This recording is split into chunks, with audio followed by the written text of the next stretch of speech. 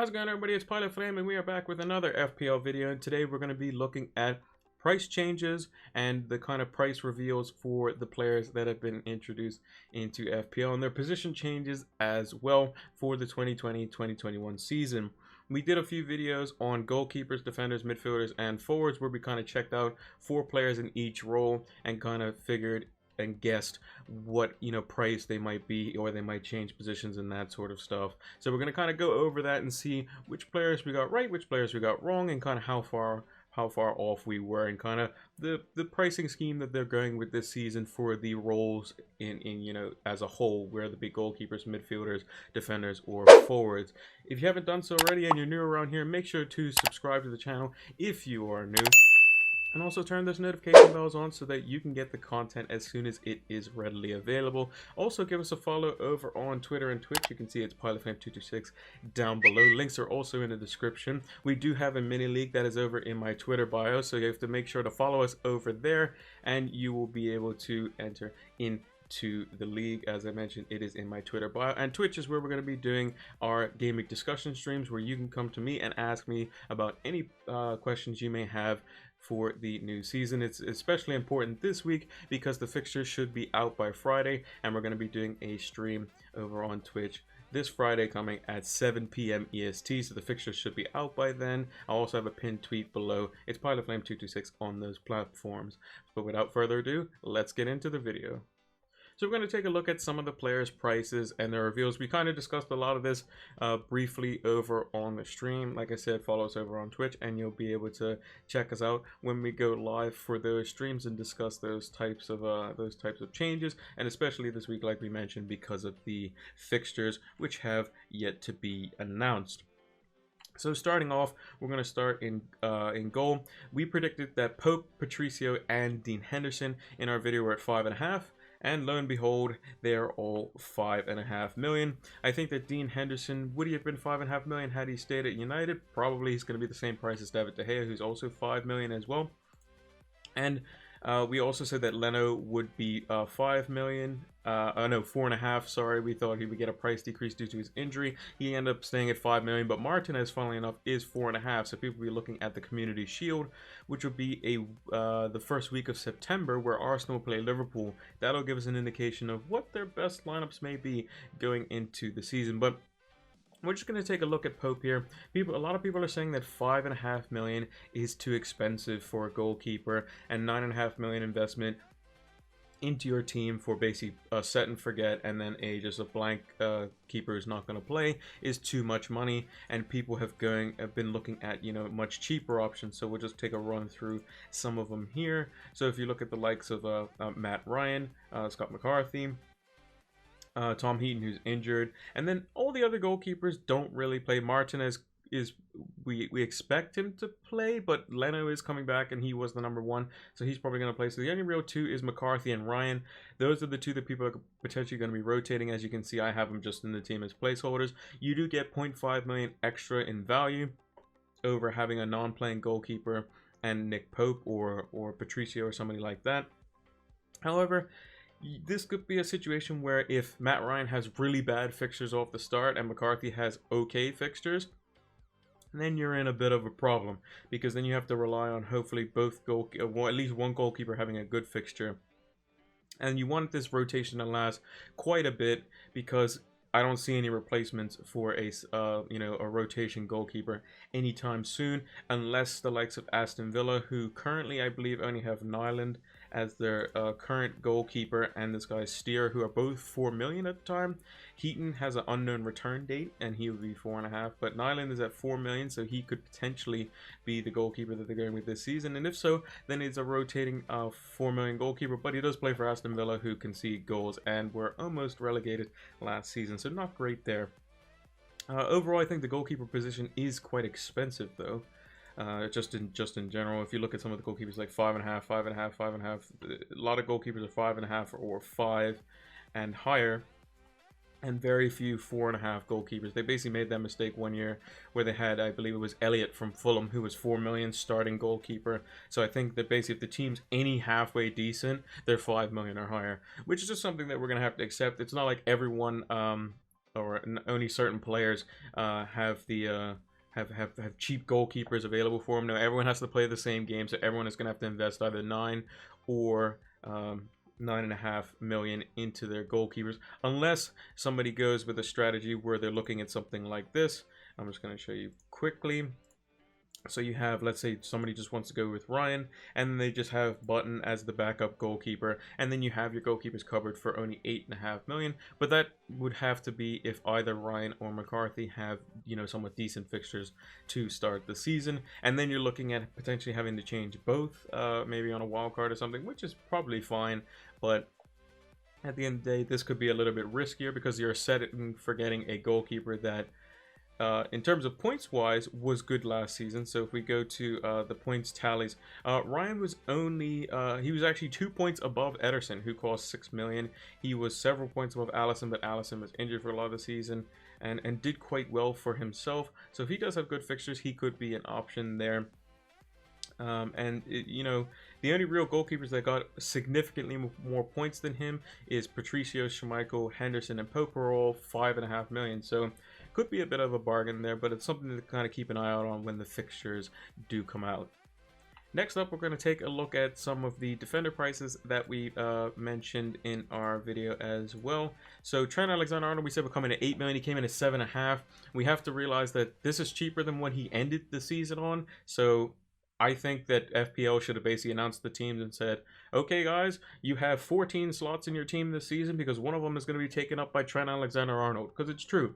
He's probably going to be in everyone's team. And if you don't have him, he's probably going to hurt you. So, look, 56.5% owned in the amount of teams that have been created already. And looking quite a strong pick. We also said that Stevens would come in at 5.5 million. We figured that that would be the case for most Sheffield United defenders, especially the attacking ones. So Baldock and Stevens, 5.5. Made the most sense just because they were so good defensively last season and they do offer attacking threat. Another player that we also mentioned, we said that, I can't remember what our price for Serge Aurier was. I believe we said he would be 5 million this season coming up. He ended up being 5.5, or maybe we did say 5.5, I can't remember. But if we did, then we got him right as well. He could be a good asset for Spurs going forward. They may be looking to, you know, be a bit more solid in midfield with the signing of Højbjerg in midfield there as just a solid presence screening the back four, and then allows the likes of Serge Aurier to go forward. And then lastly, Wolves kind of made things very easy for us in a sense defensively. So Doherty stays at 6 million, Cody, Seiss, all at 5 million, but with Johnny out with a very long-term knee injury which he suffered in the Europa League, there's a certain Vinagre who is basically plays in the same position as he does, and he's 4.5 million. So if you look at all the defenders, Vinagre is going to be the one that starts. He's going to be the one that's playing left wing back. So you get Wolves clean sheets. He's 1.5 million less than Doherty. Yes, Doherty might score more points than him, might have better end product, but for 1.5 million cheaper, he's very hard to ignore. And I think he's probably going to be the second player on everyone's team in terms of just straight value in the defensive line. I think he could be quite good going there. Moving on to the midfielders. We're just going to reassign this here. We talked about Bruno Fernandes, Kevin De Bruyne, Nicola Pepe, and Phil Foden. So De Bruyne we correctly guessed at 11.5 million. He's in the same price bracket, identical price as Sterling, and he's only 0.5 off of Aubameyang, Salah, and Mane. Now, what does this mean going forward? Well, this means that a lot of players are going to have to choose between very expensive players that they all want in their team. Everybody would want Salah, Mane, De Bruyne, Sterling, Aubameyang, all of these players. Aubameyang also being a midfielder, which we also correctly guessed because it just made the most sense as he played more games on the wing than he did through the middle. And it's going to be a matter of who has good fixtures off the start and rotating these big hitters. Make sure to check out our tips video. That's one of the things that we discuss in that. You're going to be rotating these very expensive players based on their fixtures and form. And De Bruyne is no exception to that. He was basically undroppable last season. Mooney maintained full fitness.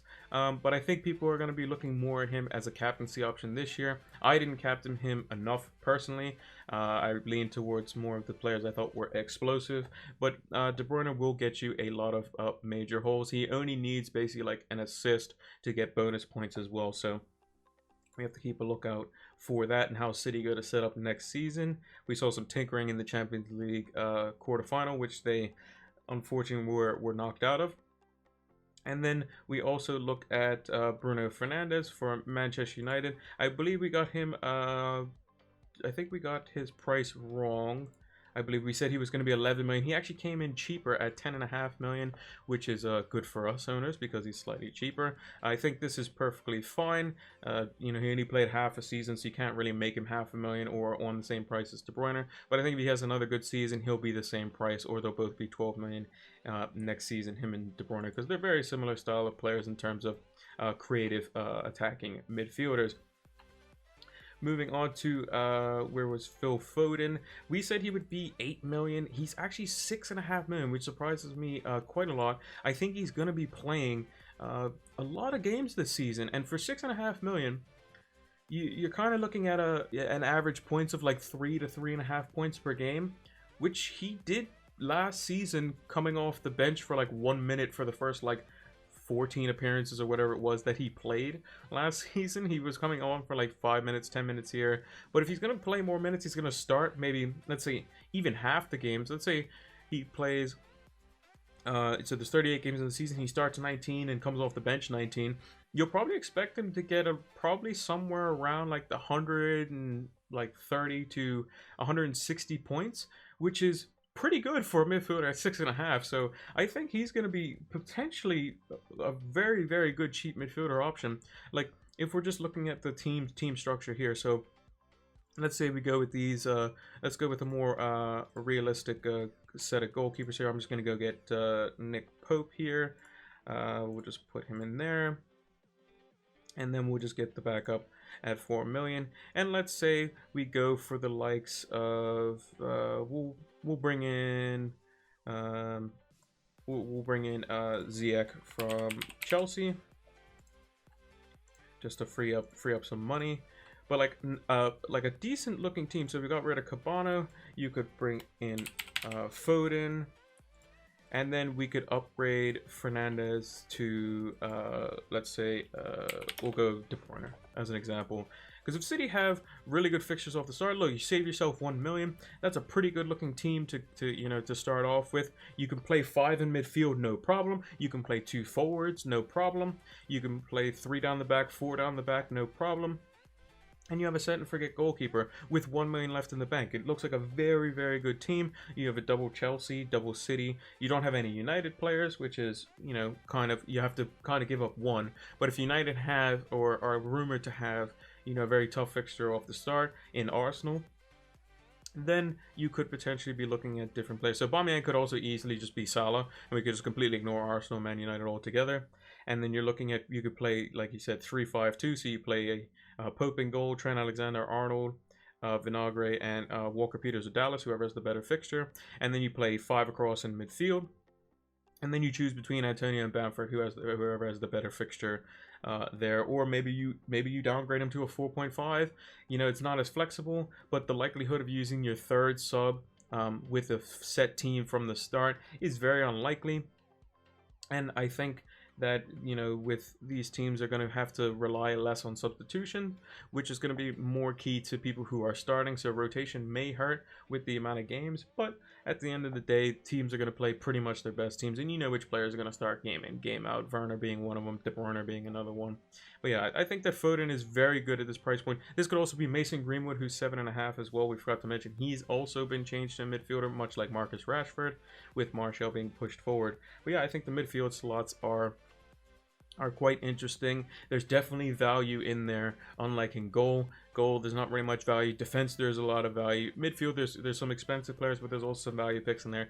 And moving on to the forward line, there's definitely value there as well. And some of the value for the forwards does come at slightly higher prices this season. So we're just going to change the settings here on Fantasy Premier League, and we're going to look at some of the players that we picked. So we said Jamie Vardy would come in at 9.5 million. He is 10 million. Makes sense. He is the highest goal scorer for the league. Does play for a team that's going to be in and around the top 6. And has often been quite lethal. 10 million, you know, I don't think it's unreasonable for him. 9.5 would have probably been maybe major consideration for him being in your team. And with the most expensive forward only being 10.5 million this season, tied with Aguero and Harry Kane, forwards are looking very valuable this season, even though a lot of people are going, you know, kind of ooh and ah over the really expensive midfielders who could be quite good this season. Danny Ings also as well, coming in at 8.5. We said he'd be 8. I figured they would that another option would be him and Jimenez would be the same. Makes sense. Him and Jimenez both come in at 8.5 million, so you're gonna kind of pick between them. They did have similar points, only 5 off one another, and they're gonna be Mr. Consistent for their team. Probably my most overpriced player of the season is gonna be Roberto Firmino. 9.5 million. He stays the same price. It's almost like they forgot about him. He's had 2 pretty mediocre seasons, getting 160 in 2018-2019 and 155 in 2019-2020. I just think unless Liverpool do something or he goes on a hot streak, I just don't see him being a good asset going forward. So we kind of got him wrong, and we were very close to the other price points. But in terms of the other forwards here, if we just take a look at some of the really good forwards, another one to mention is Richarlison is now a forward, same price as what he was last season in midfield, but he's going to be a forward, so probably not looking at him there. Harry Kane and Sergio Aguero coming in at 10.5 million. Now, people are overlooking Aguero altogether. Aguero was set to be back for the Champions League final if they were to make it. However, they didn't, which means that Aguero is probably going to get his fitness ready for the start of the season. Now, there is a rotation risk between him and Jesus, who are 1 million apart, but I think that a lot of people are overlooking the likes of Aguero. 10.5 million for a man that can score a hat-trick on his day. It's hard to look past, you know, and with people like you know, going, oh well, we need all these expensive midfielders. Aguero's 1 million cheaper than De Bruyne and Sterling, and although he might not be taking penalties, which could be one reason why he sees a price reduction, he's very, very good, which we seem to forget quite often. Harry Kane also at 10.5 million could be something to look at as well. He was doing quite well at the end of the season. It's not going to be August, so he's not going to have a problem scoring. There was this data that came out that showed that only up until last season, Harry Kane hadn't scored in August, but we start the season in September, so Harry Kane's going to be quite a good pick. But 10.5 million, I'm not really looking at him too much because there are times, especially in Mourinho's time at Spurs, where he kind of plays way too deep. For somebody who needs to be in and around the box and scoring. But I think Spurs will rectify that with some of the signings that they will have, and we'll have to kind of see how his fixtures start at the beginning of the season. But if we look at some of the value players up front here, I'm just going to go to the 7 million mark, and we're going to take a look at some of them here. So Chris Wood, 6.5 million. He was quite good towards the end of the season. Jordan Ayew, always solid at 6 million for Crystal Palace. They just kind of need one more creative midfielder in there, and then Crystal Palace could potentially be doing well. Antonio was another one. He had a price reduction and was moved positions to a forward. 6.5 million could be very good for the big man up front for West Ham. Calvert-Lewin is 7 million, too expensive in my eyes. You'd rather just go for Richarlison. We can guarantee more productivity. Rodriguez is another consideration with Barnes as well. I believe is also 6 million. Che Adams was another one who was starting up alongside Danny Ings at the end of the season, and him coming at 6 million could be a very valuable pick there if they're playing at a front two. Iheanacho is another one, 4 million less than Jamie Vardy, and if they're played in a pair, can do quite well. I mean, in the 1,000 minutes played, he scored 64 points, 5 goals, 4 assists. You know, I think that's quite good, personally. I don't know why they don't play as a front two more often. With Rodgers potentially going to more of a 3-5-2 formation, they could see more productivity out of Mr. Iheanacho. And just kind of scrolling down here, not really too much after that. I think that unless some things change for Aston Villa, you'll probably still have Wesley in there, who was injured for the majority of the season. I'm not sure what price he came in at. I'm just going to try to see if I can find him. There he is. He's at 6 million again. So, again, going to be an okay pick, but you'd go for somebody else. Mopai could have a better season this year. He's at 6.5 million, so another option there. And in terms of the relegation teams, or not the relegation teams, sorry, the promoted teams, rather, you have Patrick Bamford, who is the main forward for Leeds United at 5.5 million. He's the cheapest among all of them, which is a bit interesting because for the forwards for West Brom, they put them at 5.5 million. Charlie Austin, you might remember him from Southampton. He's 5.5, but they did put Mitrovic, who's been in the league before, at 6 million here. He could be somebody that has shown to score quite a few goals. And at 6 million, you're basically only asking him to score 1 and 3, which is more than enough. For someone at that price point, which is why I think that Phil Foden could be super crucial. He's a midfielder. He's a similar price to one of the cheaper forwards, and he's going to probably start half the games. And even if he comes on for 30 minutes in a game, it's Man City. They score a boatload of goals versus basically every team. So Phil Foden's definitely going to be among them, and he's going to average, you only need him to really average 3 to 3.5 points per game. So basically an assist and a clean sheet every 2 to 3 games, something like that.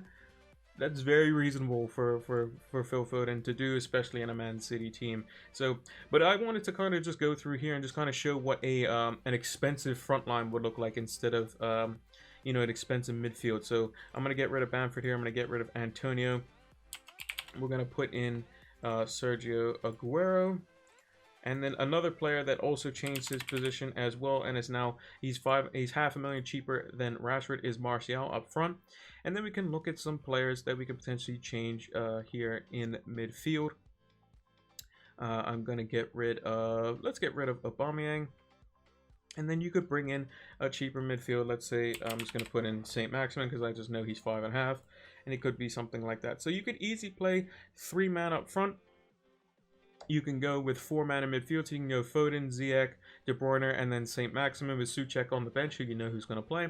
You play 3 down the back with Alexander-Arnold, and then one of the 3 sets of 4.5 million defenders, maybe Ferguson potentially if we know he's starting, and then your goalkeeper. Again, another team that looks quite solid overall. You can even squeeze some more money out of the team by lowering De Bruyne to the likes of Bruno Fernandes, who gets you an extra million there. It also covers your double United. You have double Chelsea, double City. The only thing is you wouldn't have Arsenal. You still have Liverpool in there as well. So that's another option because you have Trent Alexander-Arnold in there.